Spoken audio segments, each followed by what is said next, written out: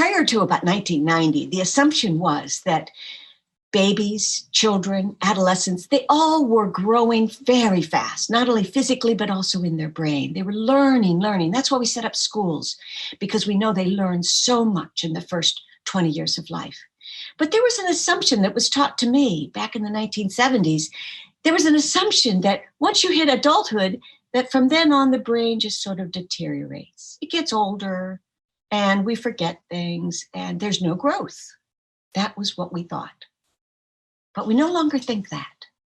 Now that we have the machines that can detect that there's actually change happening.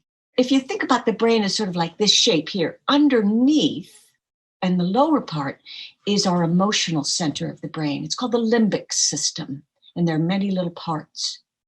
Not too far away from that is another central part of the brain, and that's called the ACC, the anterior cingulate cortex, ACC. What its function is kind of like the conscience. It's where we think about, how do I regulate what I am feeling, what I'm going to do, what I shouldn't do, and that feeling of, uh-oh, I just made a mistake. All of that self-awareness and self-regulation, it was what goes on in the ACC.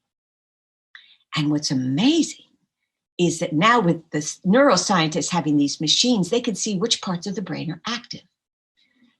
So one study I was reading about said that they took some people who were incarcerated, that means they're in prison, and they have a history of committing atrocious murders, but they seem to have no remorse.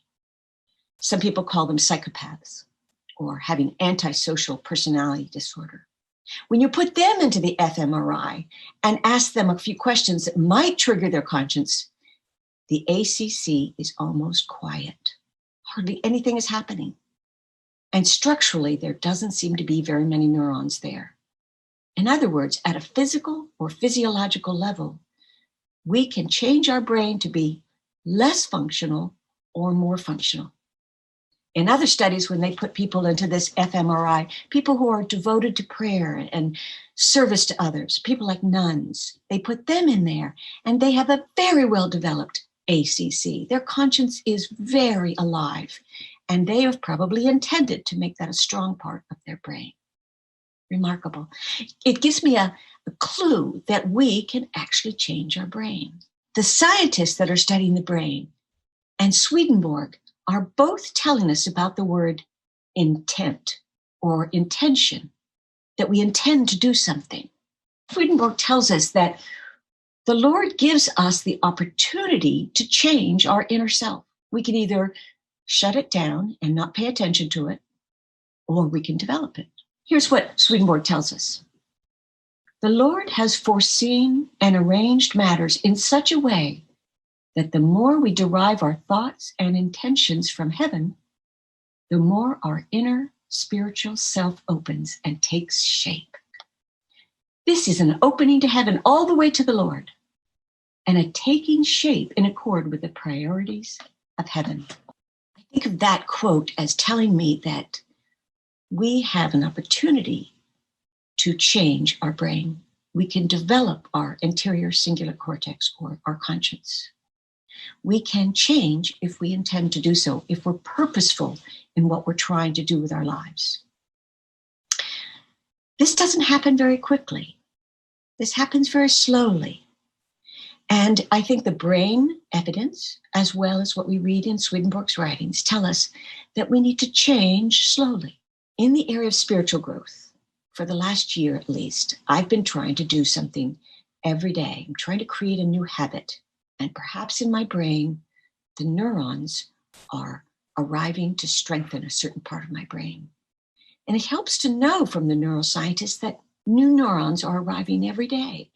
And I have an opportunity to strengthen certain parts of my brain if I intend it. So here's my little ritual I've been creating. Every morning when I get up, I like to look out the window at the east and see the morning sun.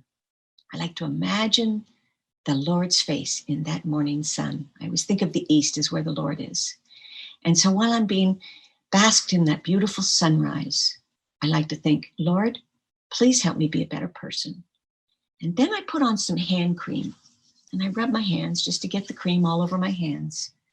And while I'm doing that, I often do a little prayer and I say, Lord, help me to be more patient and more compassionate and have more empathy for the people in my life, both the people in my household, the people in my extended family, the community at large, and even politicians and leaders of the world who are trying very hard to do the right thing.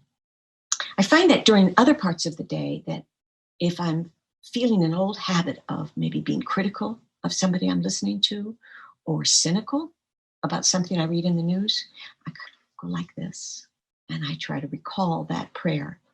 Try to be more patient. Ask the Lord to give you that feeling of compassion for others. Then I try to visualize physiologically, maybe new neurons are moving over to that direction and trying to make new connections about what I'm feeling, what I'm thinking, what I'm seeing, and hopefully developing new spiritual habits. The neuroscientists have an analogy that they write about, and that is they say, if you think about it, as new things are happening, old things are fading away. And they use a phrase called pruning. Think about a gardener who goes into their garden and they are going to prune away branches of a rose bush and they don't need them anymore. And they want to keep just the best of the rose bush for next year's bloom. I'm going to use these as sort of an example, these little pipe cleaners. So they prune away what is no longer needed and just keep the best. Well, it's not exactly like cutting, but there is a melting away in the brain that they can now see with their equipment, their microscopes. They can actually see how old neurons are melted away. I think of that as an analogy of how we're getting rid of old habits. Again, it may not happen quickly, but it certainly is powerful to know that we can start anew with new habits and start creating spiritual growth.